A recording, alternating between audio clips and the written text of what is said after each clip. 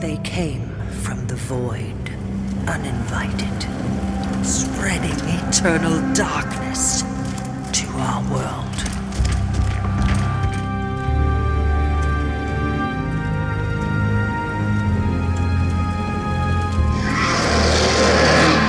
But this time, we cannot fight alone. The moment to stand forth is now.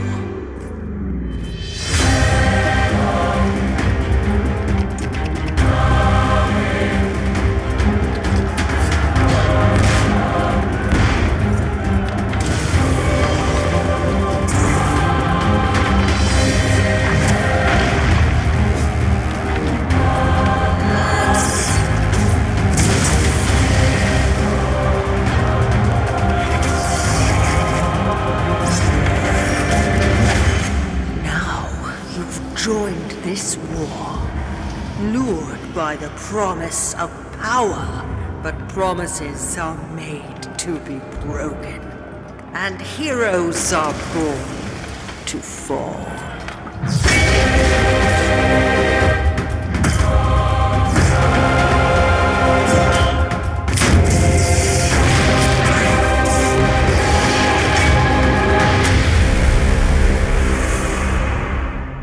What's going on, guys? So what you just saw was Kingshunt. Now, this is an interesting game. We've known about it a little bit ever since Murdock made a video roughly about 2 years ago back in the day. Now, this project has been on the works for roughly about 4 years, and they're actually reaching alpha here this upcoming month, and they are they're aiming to bring this game to PC and consoles 2021. Now, it's exciting. It's a team-based third-person combat game. We're going to go a little bit here into what the game is, but I'll say this: it's worth keeping an eye out for. Now, let's talk about the actual game itself. Now, so the only game mode I've seen that this game includes so far is going to be an attack and defend mode. The best example I can give you is Overwatch meets Paragon meets Battlefield's Conquest mode. It's like a domination style. You got multiple points. You have to try and basically capture or destroy the point within a certain amount of time. If not, the defending team wins. The defending team just nonstop has to hold people off. Now, a little bit of the details. The alpha is going to be October 23rd through the 26th. And if anything, guys, considering that they're planning on coming out to PC and console in 2021, that's kind of exciting. You guys are probably going to see me play it in its own. Now, I have a little bit of information here from their official announcement. I'm going to read to you guys real quick.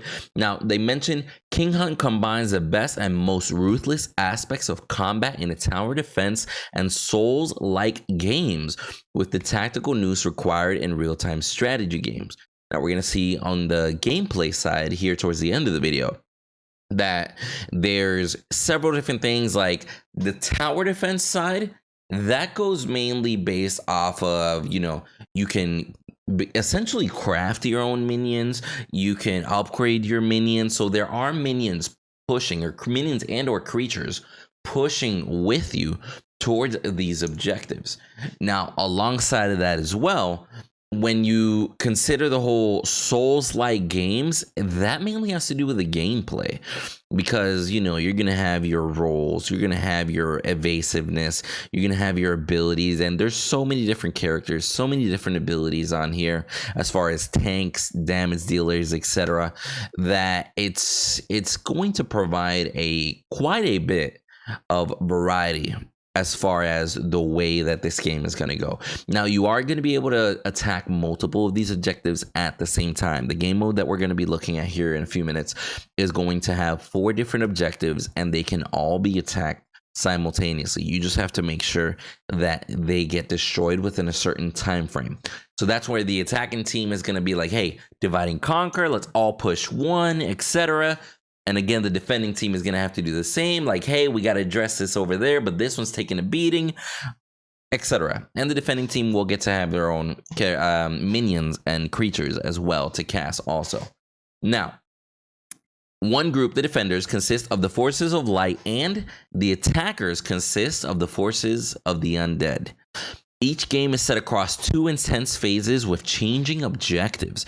At the end of each step, a powerful AI-controlled guardian appears, blocking the attacker's progress to the next stage. Battle-hardened teams of attackers must then face off against their foe, vanquish it to progress to the next phase.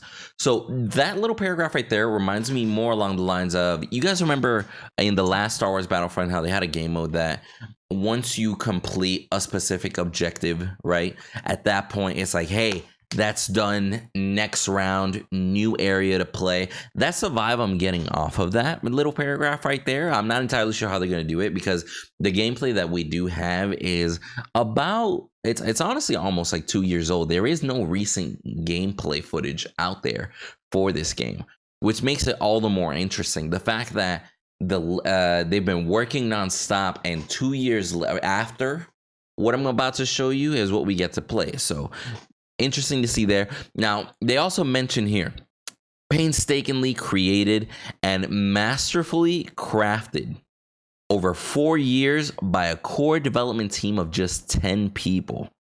Now, Kingshunt blends multiple game genre mechanics against a medieval high fantasy backdrop with castles, knights, and monsters.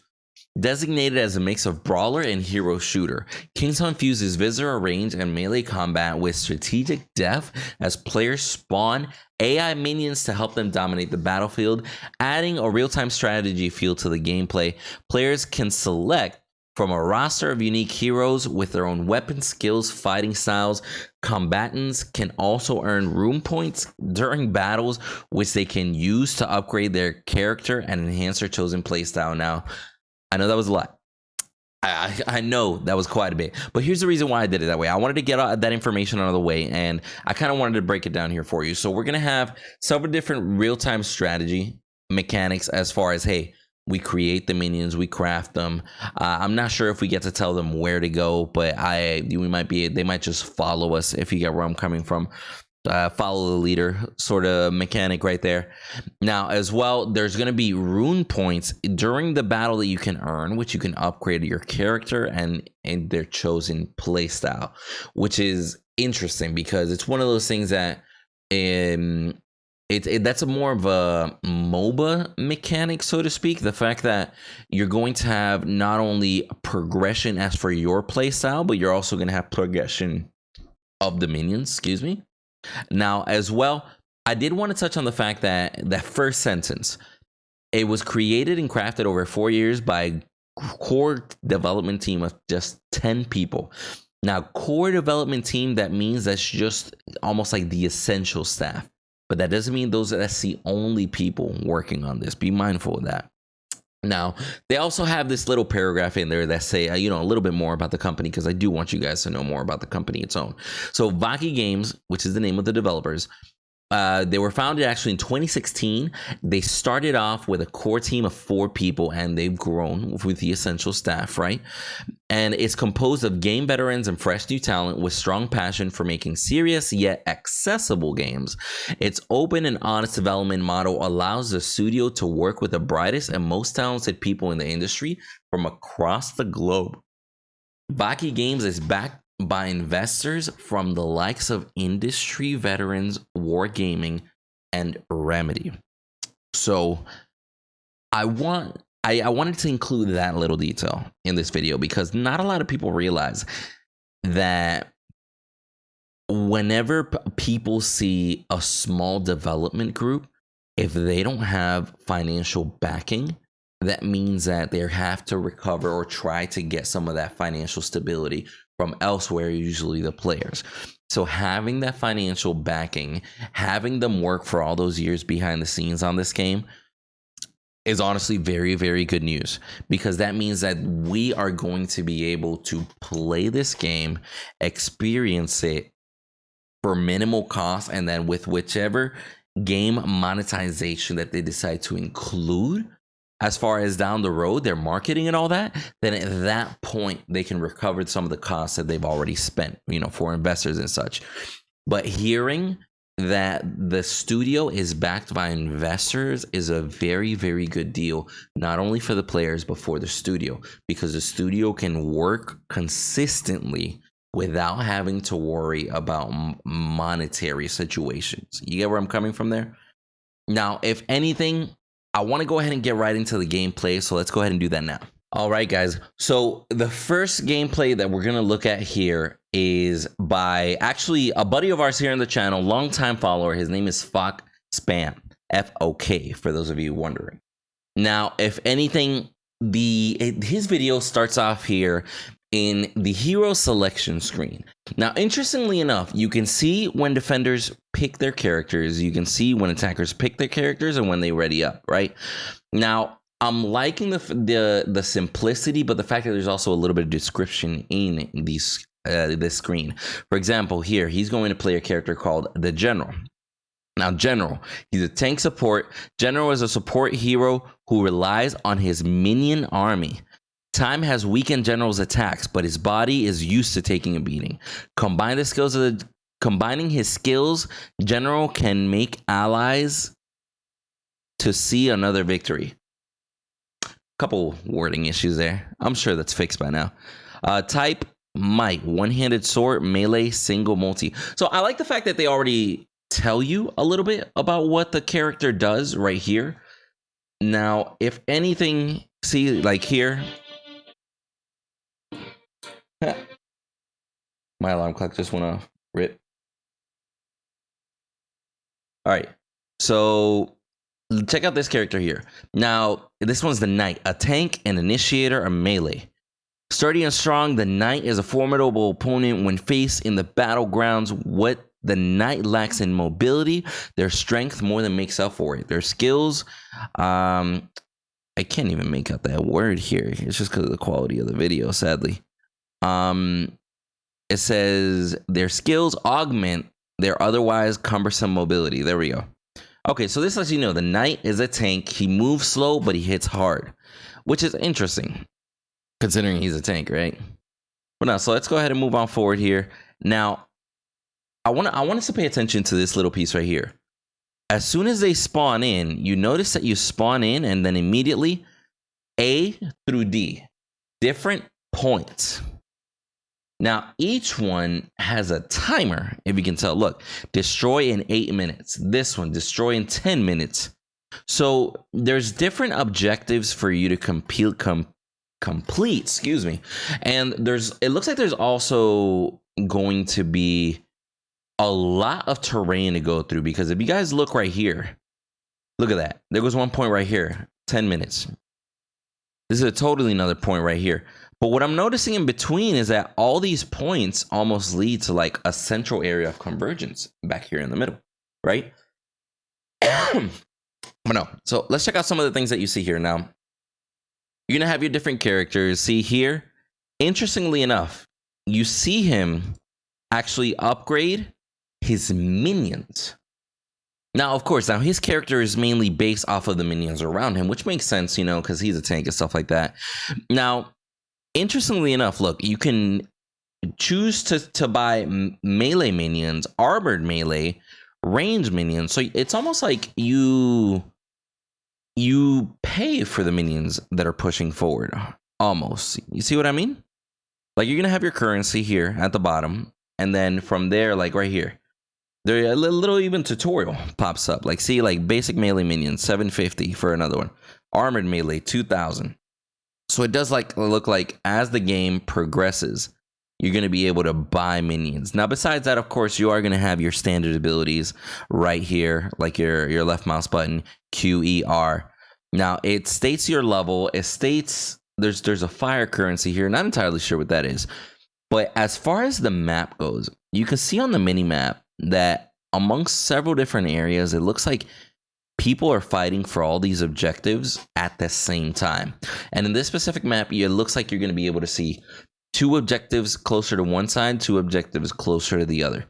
But it looks like there's quite a bit of terrain to cover. You're going to have your typical stats information on the top left, like kills, towers destroyed, minions destroyed, etc. Now, if anything, I'm seeing a lot of verticality, I'm seeing a lot of kind of like a lot of mayhem too, because it's one of those things that you got to be mindful. You're going to have your minions with you fighting, and then you're also going to be fighting these other players. Now, I do want to go ahead and mention that this footage that we're watching again is from the beginning of 2019. There isn't really any footage publicly out there right now that we can easily see and get an idea of what it looks like right now. But I can imagine a lot of this has been changed, revamped in order to, how do I say, improve the game, because of course it's been 2 years. Now you see here we see one of the main objectives. Now if you look at the top, it shows that A and B, it looks like they're pretty much down. And like I was saying, this is what reminds me more of the conquest type game mode from Battlefield, because in Battlefield you have the different objectives that both teams are fighting for and trying to capture and trying to defend and etc. And essentially in the Battlefield one, the game honestly just ends whenever one team captures all of them, right?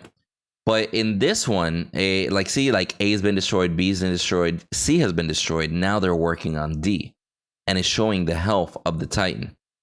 Now, again, interestingly enough, you're going to see that there's a leveling system. You got your abilities and everything. So there is an in-game progression system that you can use as far as, leveling up. You can of course, get more minions and stuff like that, which to me is one of the most interesting parts about this game. The fact that you not only get to have the playable characters and everything, but you actually have minions following you around doing objectives, stuff like that. So it's got like almost a wave based concept of a tower defense, right? And you provide your own wave while the defenders are not only trying to clear those waves, but they're trying to stop you, which I can only imagine how difficult this must be. Now, it looks like the defenders have their own minions, so it looks like a PvP tower defense, third person, MOBA, like real-time strategy. Like, honestly, guys, you'll probably see me playing this in the next month. I'm definitely going to try and get on that alpha. But this game, I don't know. You guys tell me in the comments below. How do you feel about this game? Do you think that this game, it actually makes sense? Do you think there's too much going on in it? I want to hear your feedback. Because it's one of those things that, quite frankly, it looks entertaining, but at the same time, it looks incredibly complex. You follow? It looks incredibly complex. Now, I'm curious as to the complexity, as in, how is it going to affect the new players coming into the game? Are new players going to be able to learn and know what they're doing? But I mean, quite frankly, see, look at that minion upgrading. So you can upgrade your minions as well on top of buying more minions. So you have to use your currency wisely. I don't know, man. I like it. But if anything, guys, thank you so much for watching. That's about it. I appreciate it all. And as always, till the next video.